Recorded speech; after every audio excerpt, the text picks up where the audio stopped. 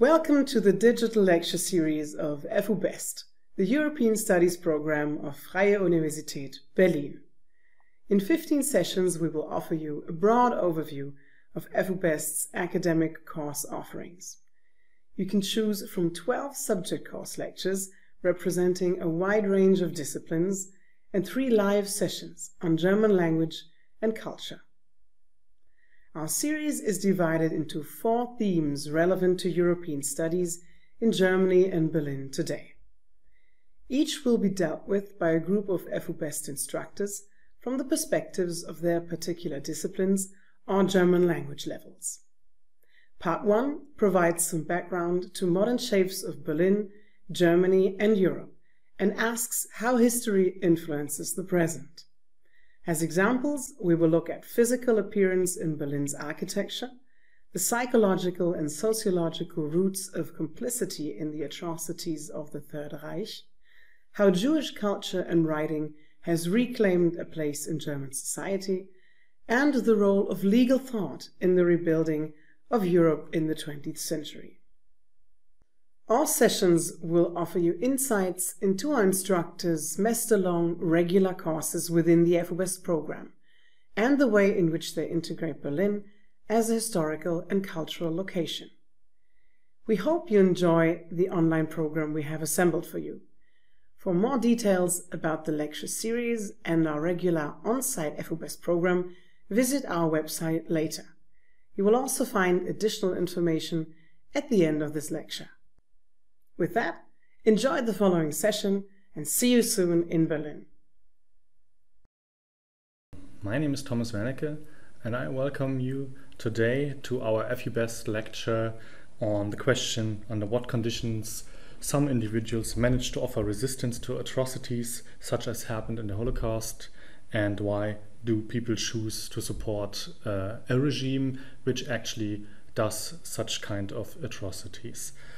Before we start with the little lecture, I want to introduce myself. My name is Thomas Werneke. I'm working at the FU Best program for several years now, and my semester course under normal conditions is called the Totalitarian Experience and the Human Condition. I'm working as an historian. I have a PhD in history where I was researching the question of human rights in the 20th century in the United States and also in Germany alike. I am right now working at the Universität in Berlin, and I'm an expert more or less in German and American history of the 20th century. My course should also be very shortly introduced to you, so if you are interested later to join the program, you might also visit my course. My course, The Totalitarian Experience, is a more or less a discussion course, I would say. So we try in this course to strengthen the debating qualities of the students, and it's a course which deals with a lot of questions which have no easy answer and which need to be discussed on a broader level. Also, as you can see on my slide here, I'm introducing you to the history of National Socialism in that course, also like Stalinism, so the Soviet Union under Stalin, including the Great Purge. And we will also discuss in our course always other violent events in modern history, like the My Lai massacre, for example, in the Vietnam War.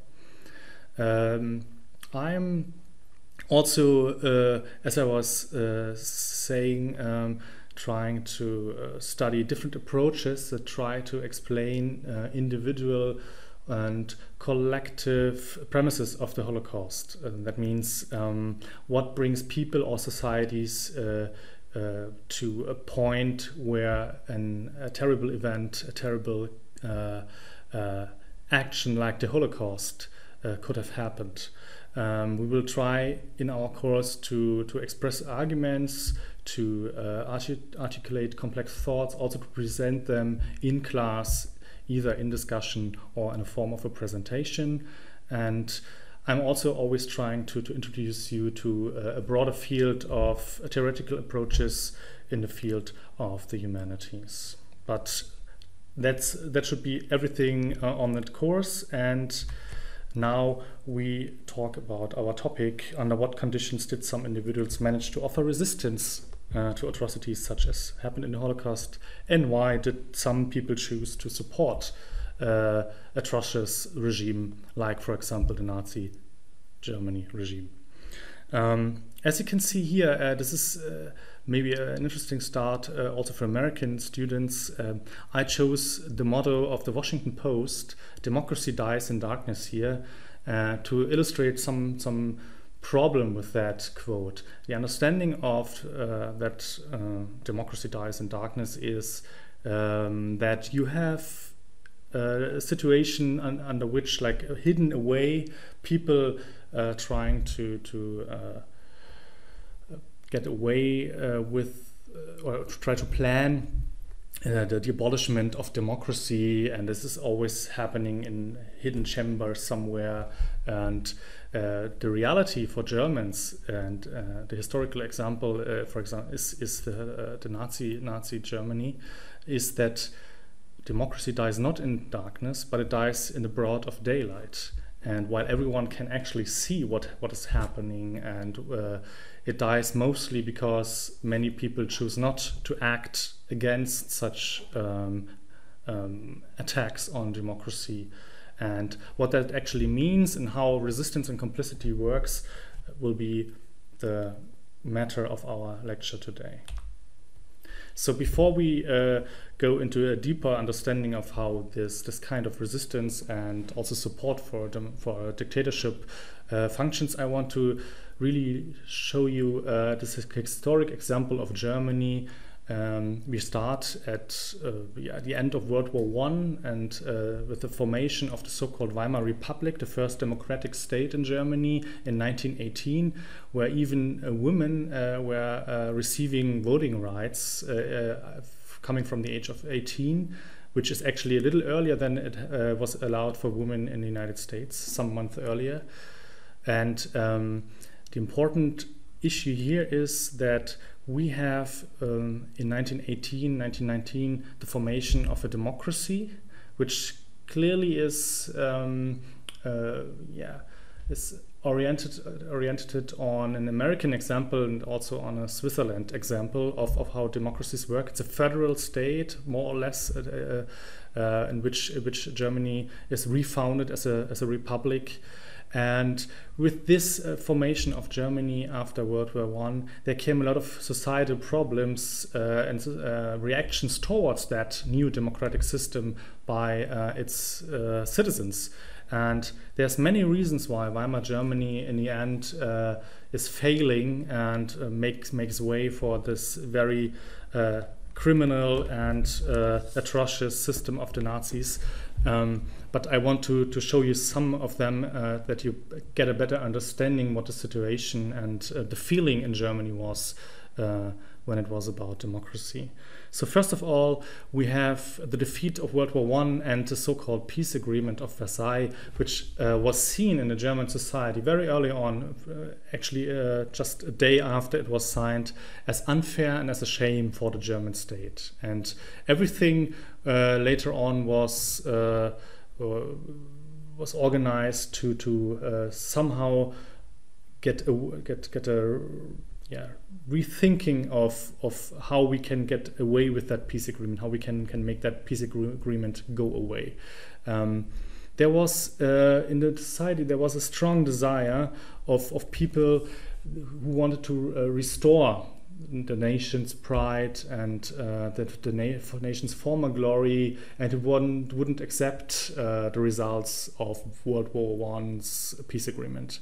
Also, in the society, there was a strong feeling by many people, not only in the lower classes, of uncertainty and insecurity, and also there was a vast fear of economic and social decline, which most prominently was seen in the middle classes of Germany. So it was not an issue of the lower classes, but it was a middle class issue they feared for social decline, and that the Weimar democratic system would bring them into real economical issues.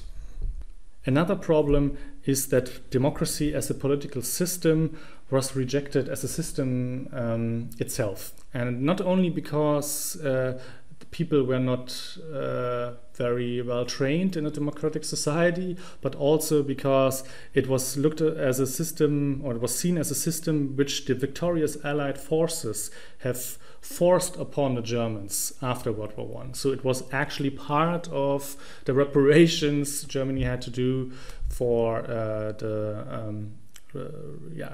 all the results of World War I.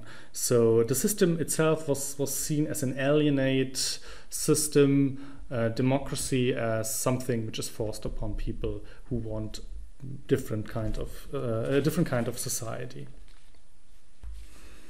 So always there's the question how the Nazis actually were able to rise to power in Germany, and oftentimes it is seen as that there might be some illegal ways in which this happened, and that the Nazis took power. It is their own their own narrative that they took actually the power from in Germany and were able to seize it.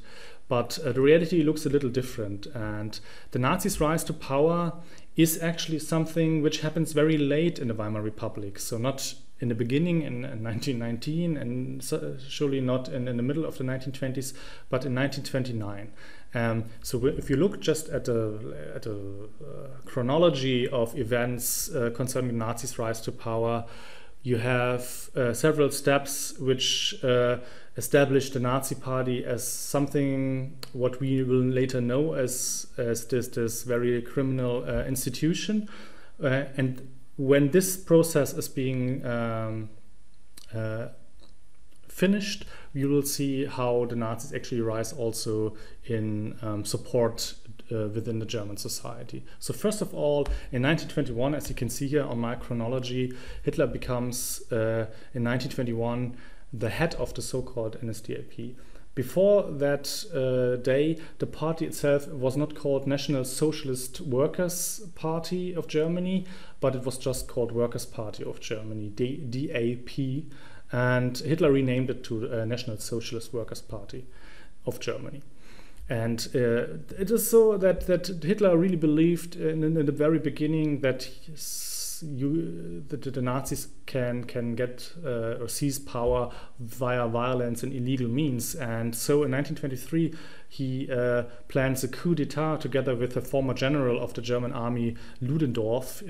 This was an intent of a coup in Munich on November 8th to 9th, which was very badly being planned, and it is also very badly conducted. And so in the end, Hitler is being arrested and is being he gets into prison for his coup d'etat, but a very short period of time, 1.5 years in prison, where he only has to spend 9 months off. And during that prison time, he's writing this infamous book, Mein Kampf.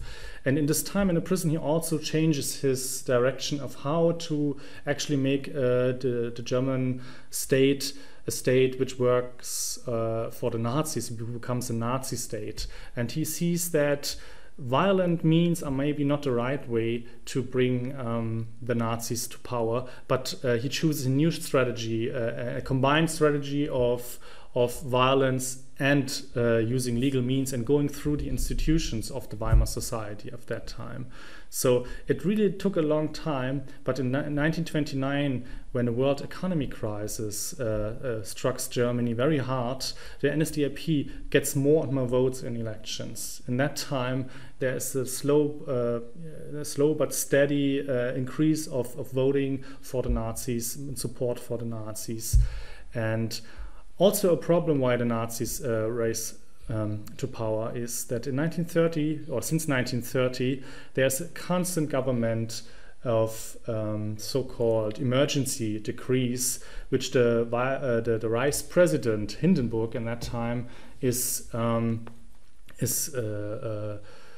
doing. And so this is something which is a fundamental flaw of the Weimar democratic system, that there is no way now in 1930 to form a stable government anymore. You have many parties in the Weimar government, in the Weimar parliament. There's like 20 parties at the highest moment in the Weimar Republic, and they all are, if they receive votes, somehow have to be represented in the Weimar parliament. So there's at a point where there's no way of forming a coalition anymore to make a stable government. And that's why where the Reichspräsident gets into and says, if there's no stable government, we have, or I as a Reichspräsident have to reign via such emergency decrees, which are also part of the Weimar Constitution, so the emergency decrees.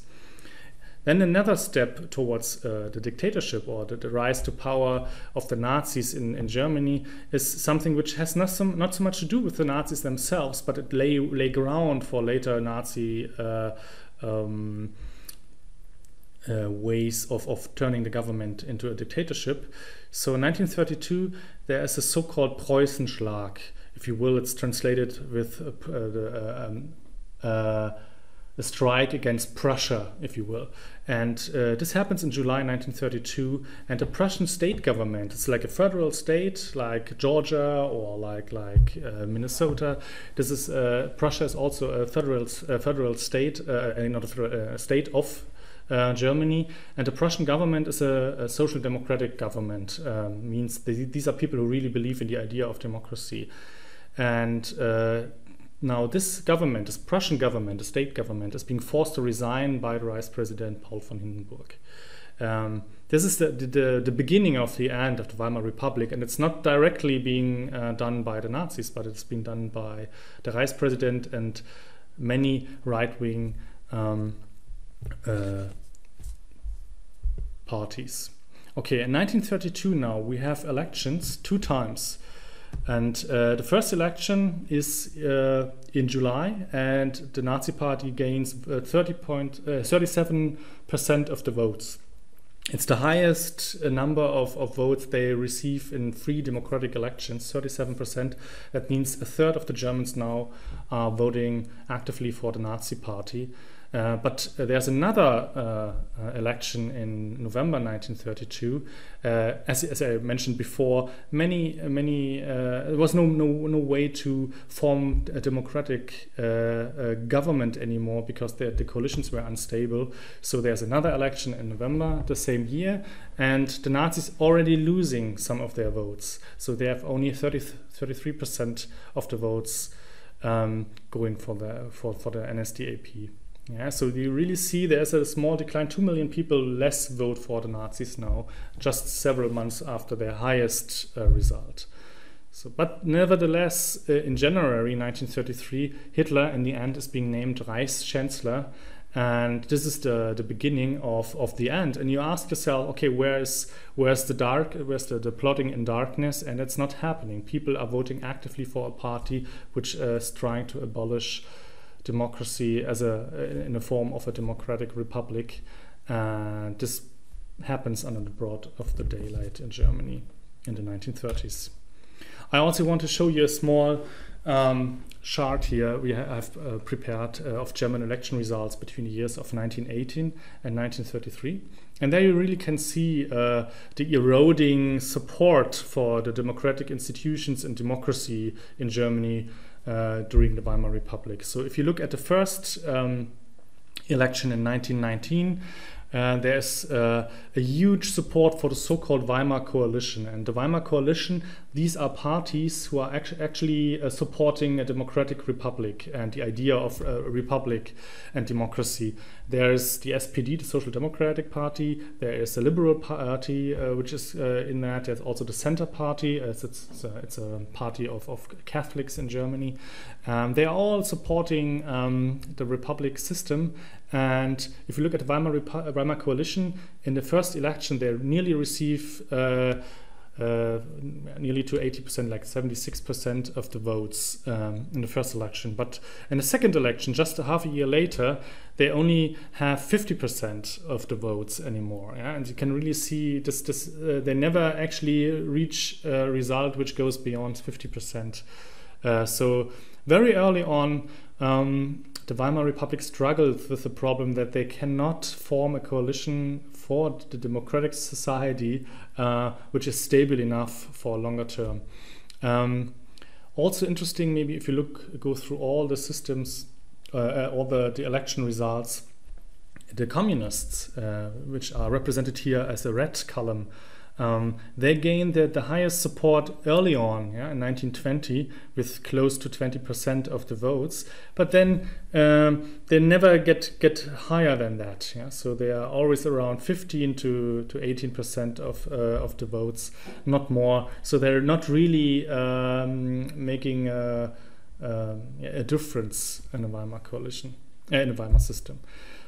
But you have very early on the brown column, and the brown column is represented by parties, so-called other, I call it other right-wing parties. These are parties like the DNVP, so the German National People's Party, which are more or less late supporters of the former German emperor. They are royalists. They are sometimes so-called völkische people, like really right-wing parties, which are not Nazi, which are not the Nazi party. And as you can see, the Nazi party does not show up earlier than 1924 in the elections. Yeah, so. And then there's the shift in the end in 1929, 1930, where you can see where the Nazis gain their votes, starting to gain their votes. And this is in 1930, the election when they're close to 20%. And in 1932, the most famous election for the Nazis, at least, where they received close to 40% of the votes. Yeah, you can see this in July 1932. They have actually gained a lot of votes from other right-wing parties and are now 1/3 of the election results. And if you look at that last column in 1932, there you have, like, there's no way that these parties here, that these parties can form a stable government anymore. Yeah, you have close to 40% the Weimar coalition.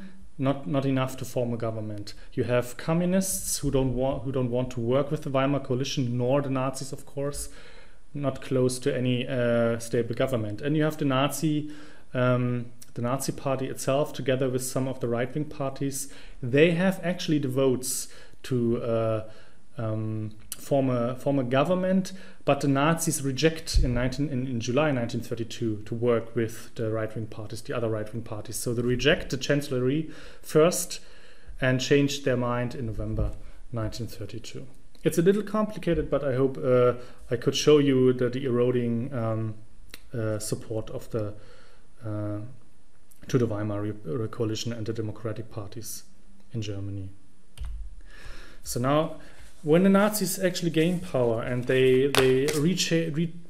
reforged the whole system of the German state, they enabled themselves to suspend fundamental citizen rights. They were bringing through the so-called enabling law, which enables the Nazis to make policy without the parliament. So the parliament is being completely disempowered by the Nazis and all that. So the big question now is, when this happens early on from 1933 in January until the end of the year 1933, how did actually German people react towards this regime and the more and more atrocious behavior of the party? Then you have a huge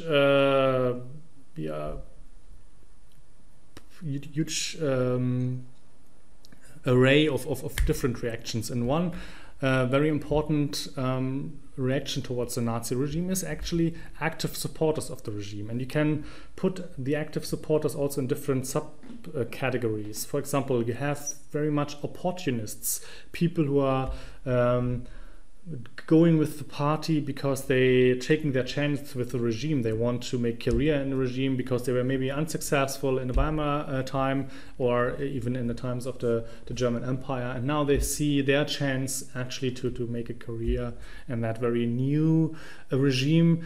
This is also connected to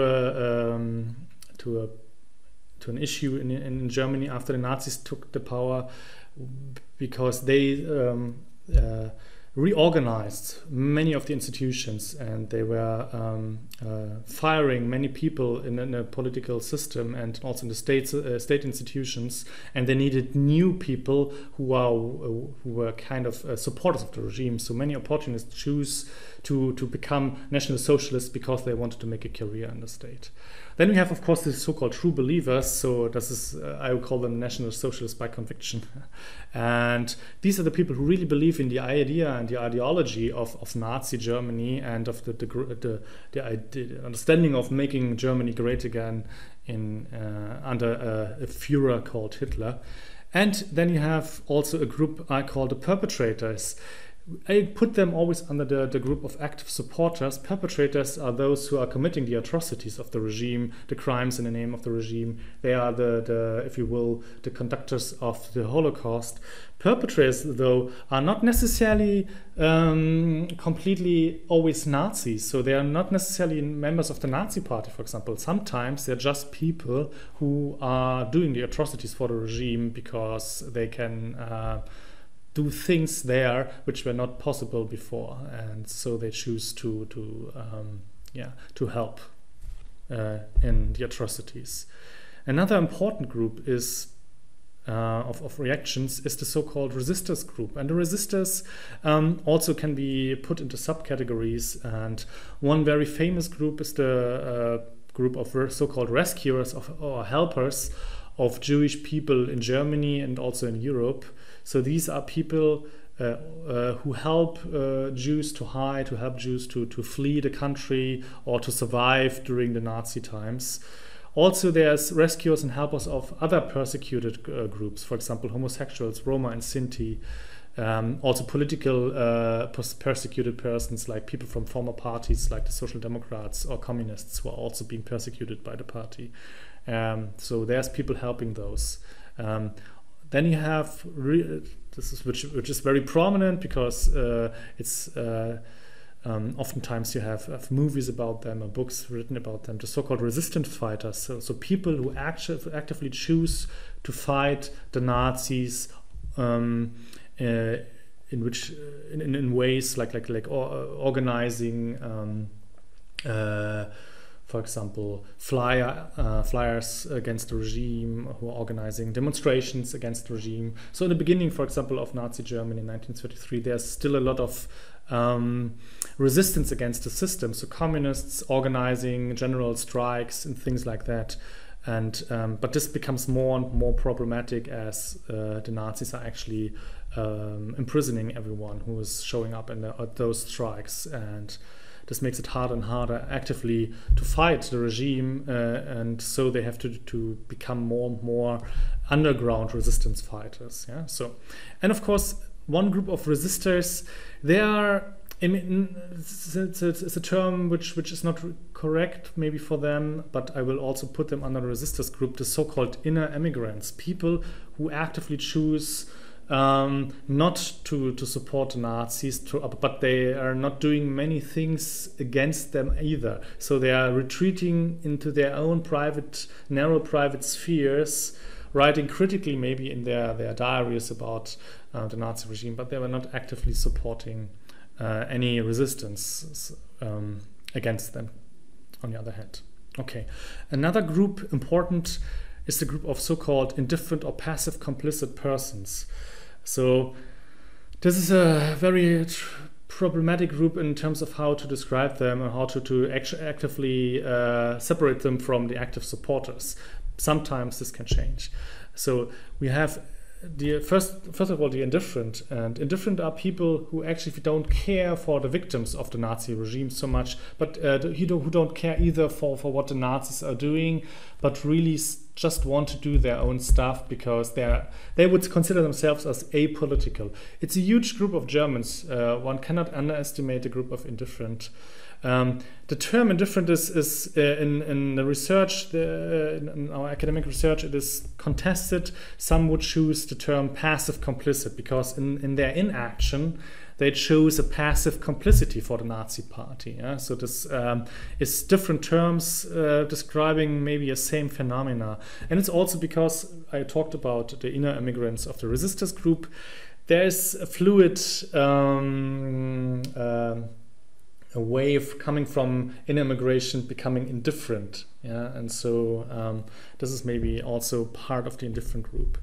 And last not least, one important group in the Nazi regime are the victims of the regime itself. So we talked about the Jews, there's the political opponents, homosexuals, the Roma and Sinti, there's people with physical disabilities who are being actively seen as a threat to the society of the Nazis. So they are all also part of the society still, but the Nazis are trying to exclude those people from the German society.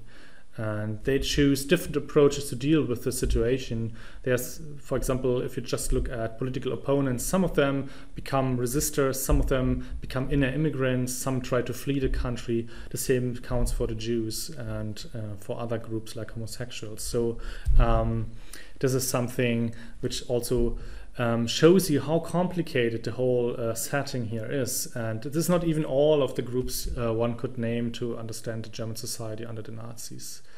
Maybe also as a small hint here, all these categories I showed you are more or less ideal typical categories. What do I want to say with that?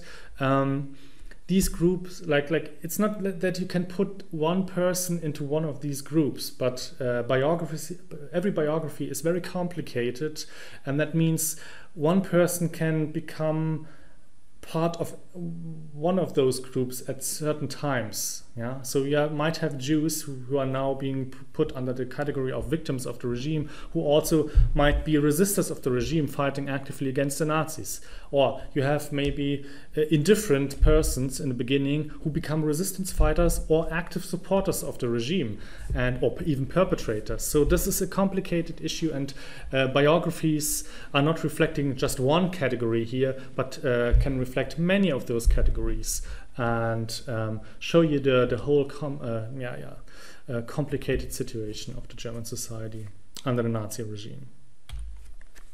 So now is the question. In the end, when the Nazis were defeated, there was always the question of how can we explain these different categories, these different ways of behavior during the Nazi times. So how can we explain, for example, the behavior of the supporters? And there's really early on there's many attempts to explain why people actively chose to support Nazi Germany, or even became perpetrators in the Holocaust. So I want to just shortly introduce you to some models here which are having the same pattern, if you will, on the way they try to explain why people become active supporters or become perpetrators of the Nazi regime.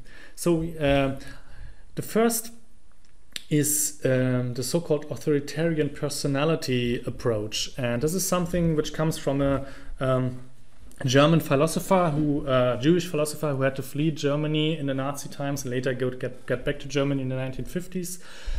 But the authoritarian personality he wrote together with colleagues Else Frankel Brunswick, Daniel Levinson, and Nevitt Sanford. They were establishing this idea that there is a so-called authoritarian personality which is developing in people during their, if you will, during their growing up, and they are the first ones to really connect the way how people are actively educated and are growing up to the way how they are being accessible by these ideas of the Nazis or other totalitarian-like institutions. So if you look into this authoritarian personality, they really believe that in a certain way of how people are being taught, how people are being educated, how young people are being treated by their parents and by the society. This heavily affects the way how they are conducting their life later and how accessible they are for totalitarianism.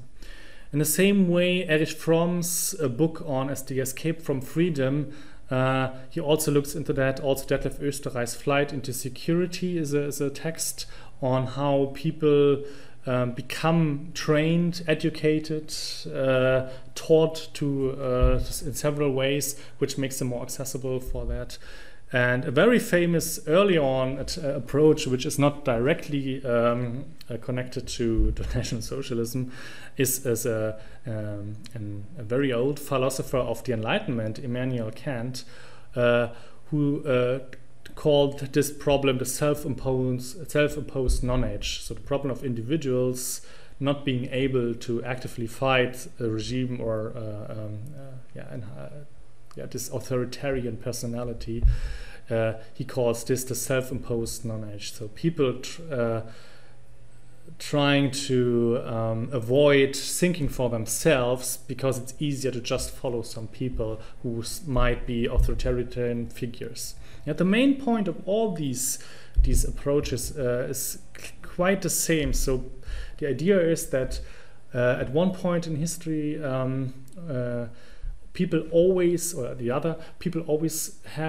rely on authoritarian figure, and this comes from our childhoods, where children need this authoritarian figures to show them what is right, what is wrong, how society works.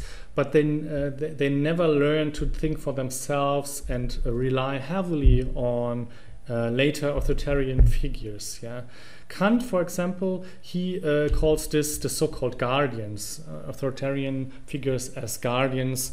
But for Immanuel Kant this is the church, for example. It's the king. It's authority figures like the police, things like that. So this is a way how to explain this behavior of supporters and why they choose, instead of fighting maybe injustices, more or less become supporters and enablers of such injustices.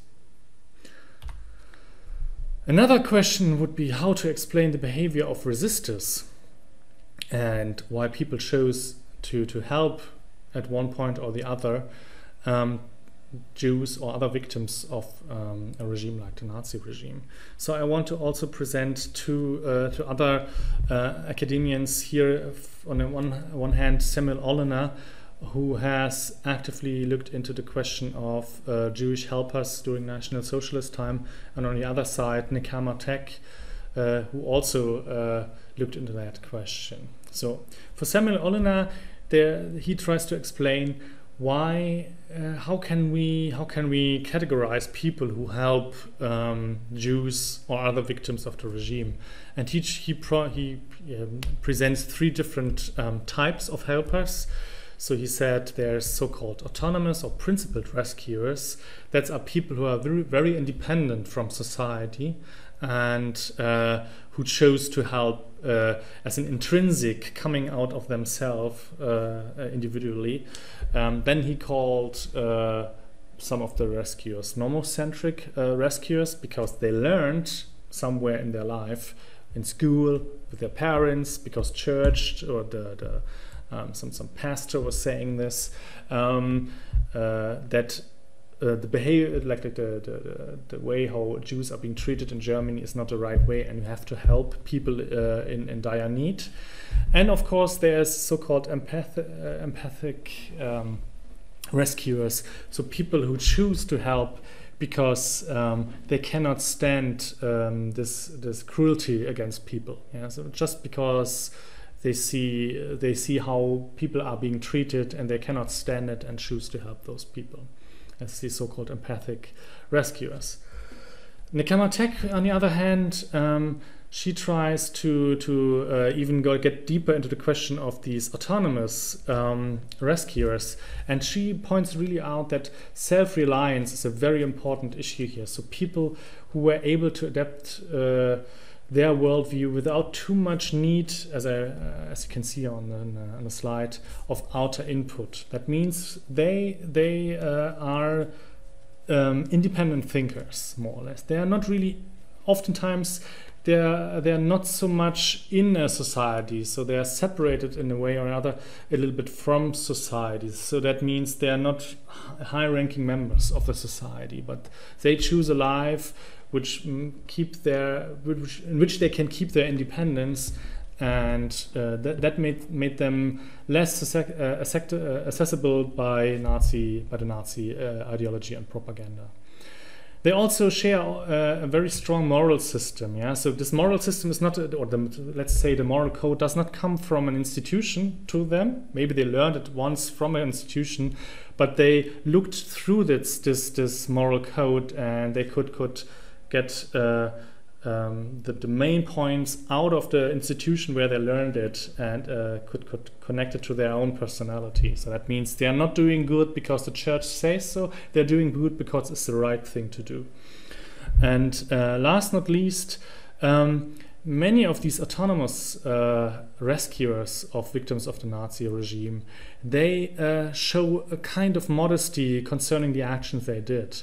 That means when they were asked about the question, why did they help?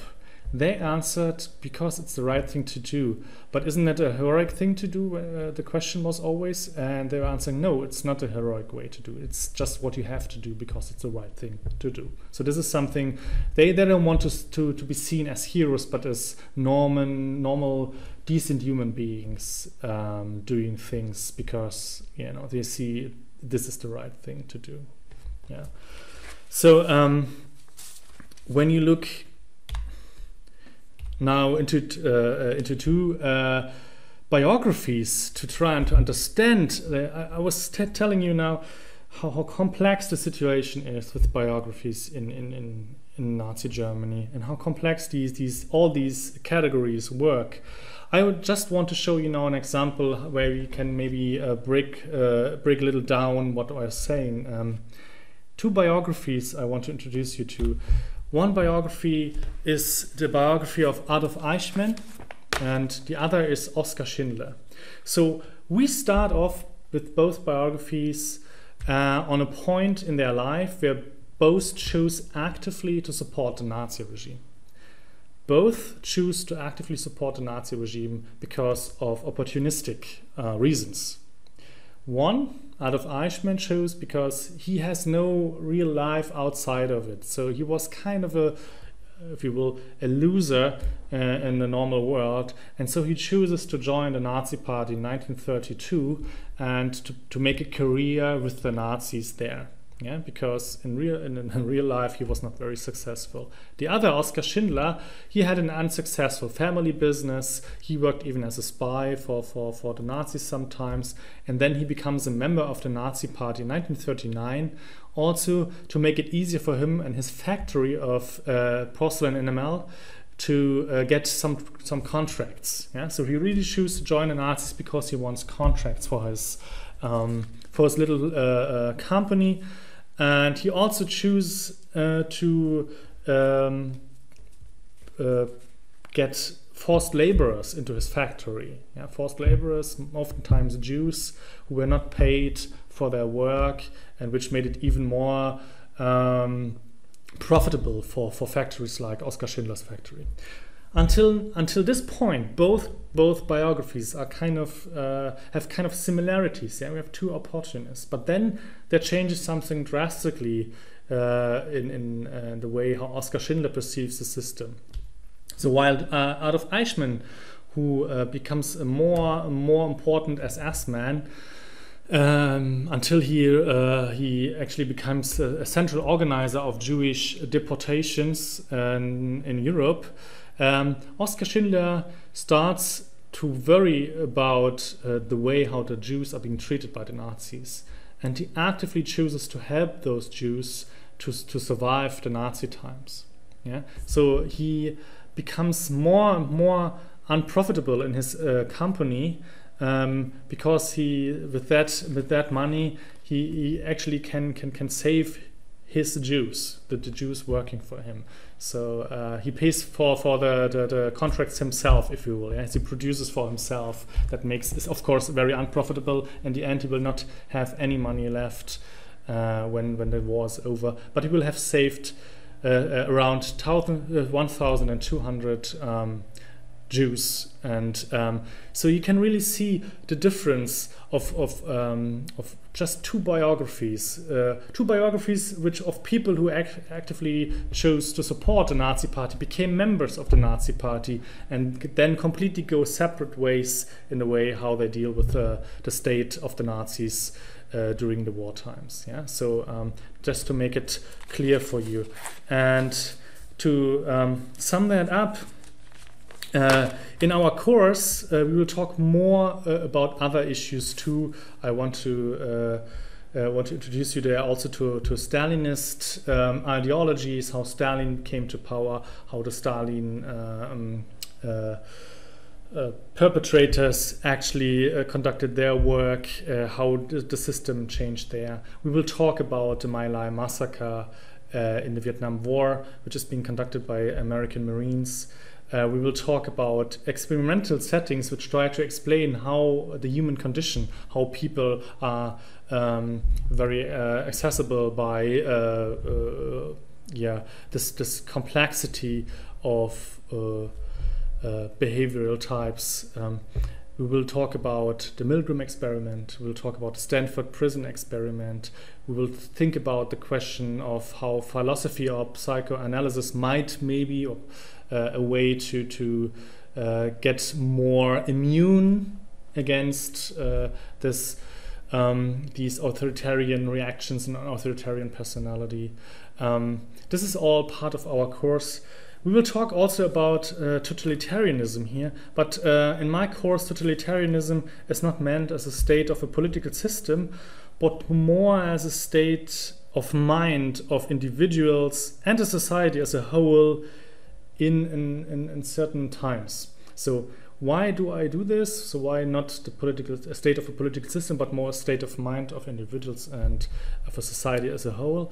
The answer is quite clear, because then you can also look into totalitarian elements in democratic societies. So this enables us to look into totalitarian reactions and authoritarian reactions also in democratic societies, like the United States today, like Germany today, or like other democratic states, which are also today in a state where we can really see problematic behavioral patterns who might lead to such authoritarian reactions. With these words, I want to thank you for my little lecture on that. I hope I could raise a little interest in the course. And I really look forward to see the one or the other of you in my course as soon as the pandemic is over and people are able to travel to Europe again. So thank you very much, and until maybe the next time, bye. We hope you've enjoyed this week's lecture. You can find the dates and descriptions for all sessions in our digital lecture series, as well as information about our instructors and their courses on our website. Also, connect with us on social media and attend one of our informational webinars. Thank you very much for watching, and we hope to see you again soon, online or on-site here in Berlin.